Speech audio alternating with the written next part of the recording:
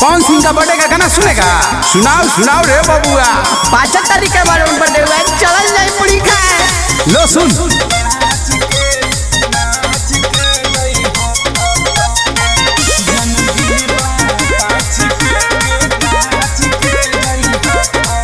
तोहर चढ़ल जवानी भइल पारा, तोहरा ढोढ़ी पर चली गोली छारा। तोहर चढ़ल जवानी भइल पारा, तोहरा ढोढ़ी पर चली गोली छारा। एगो हमारो बयाना गोरी थमे जई हो, जन्मदिन बा 5 के आई है, करे जा नाच के जई है। बर्थडे बा 5 के आई है, करे जा नाच के जई है। आवे के परी कालिका स्टूडियो आरा।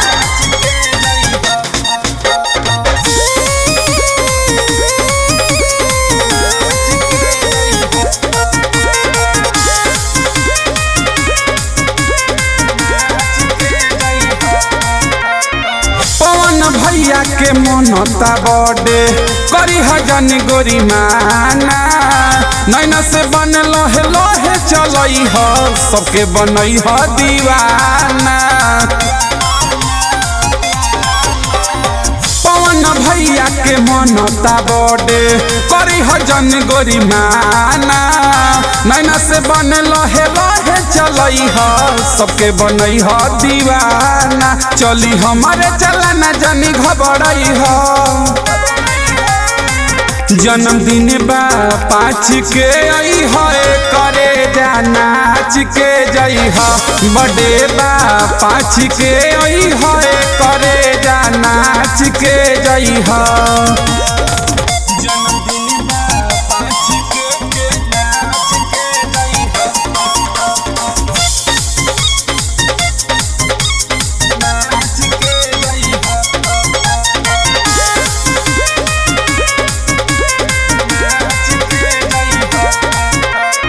मनता बर्थडे सुनाए रानी भोजपुरी के शेर के।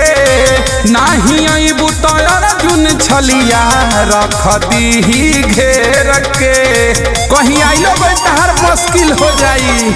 मनता बर्थडे सुनाए रानी भोजपुरी के शेर के।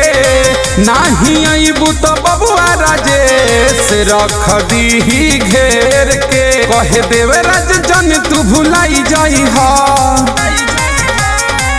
जन्मदिन बा 5 के आई है, करे जा नाच के जई हो। बर्थडे बा 5 के आई है, करे जा नाच के जई हो।